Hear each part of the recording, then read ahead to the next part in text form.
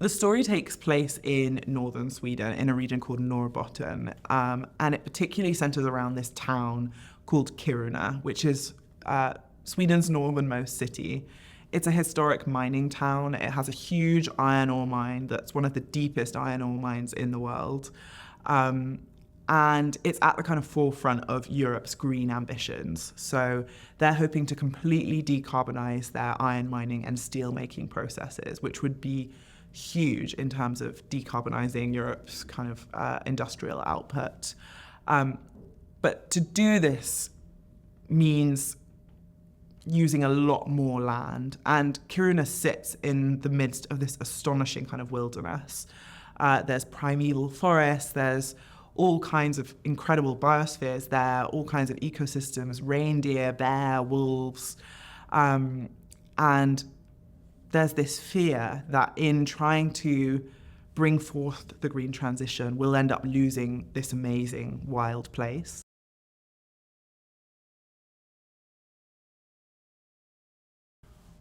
So I first came to this story when I was talking to actually an investor who was working in the City of London, and they were talking about how they were building or investing in green steel up in the north, the far north of Sweden in the Arctic.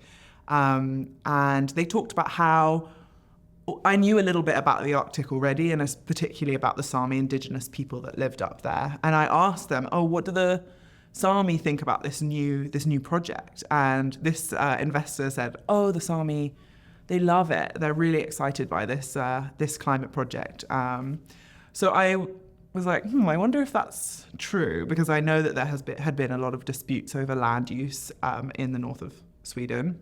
And I knew that this green steel project was due to take up a lot of land because it's going to be powered by hydropower and wind power. So I started just to look around and talk with different members of the community, both Sami members of the community, but also people working in steel, in mining. And I found that there was this astonishing kind of fight that was happening up in this Arctic region, in this beautiful place that is kind of Europe's last wilderness, although the Sami don't really like that word. They prefer to think of it as this place that has been kind of that they've been custodians of for thousands of years. And I found that there was this grand dispute happening over how this land should be treated, whether it was the answer to Europe's problems in terms of the green transition, or whether it should be just left to nature and to the way that it had always been.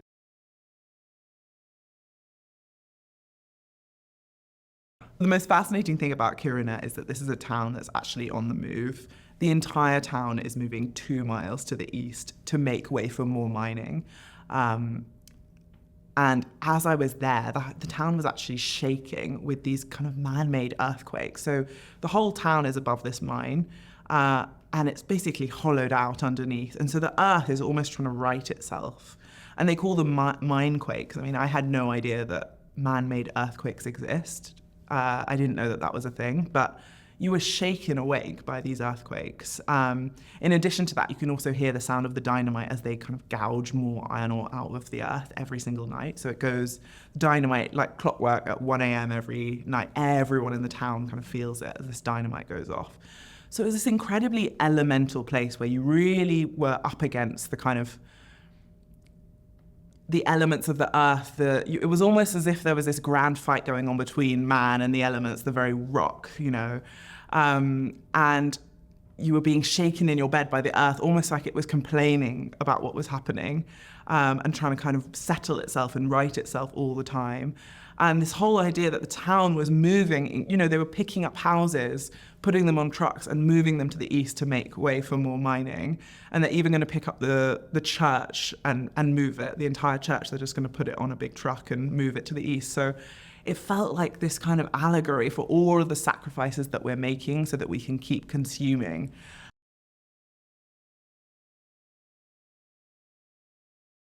I think going into this investigation, I really didn't know what to think. And in a sense, I still don't know what to think because, this is a place that is really trying its best to kind of face the climate crisis face on, and everyone is talking about the climate. And in Kiruna, you feel climate change more than anywhere else. You know, every year the snow gets a little icier, the snow melts faster and earlier, and it's a place where you kind of feel at the very forefront of the climate crisis and how it's going to change the world. And everyone there is fighting for a better future, whether it's, you know, to bring us into the green transition and to decarbonize, which we have to do, or whether it's to kind of continue taking care of the natural world as we should have in the first place. So it was really, as an investigation, as a journalist, I had whiplash the whole time, because I would spend time with the Sami indigenous people, and then I would spend time down in the mine with the miners, and everyone had their own idea everyone had their own answers to the climate question, and they weren't necessarily easy answers. So for me personally, going into this investigation, it was really about just trying to kind of understand my own relationship with the climate and trying to kind of answer questions that I had in my head about where the world is.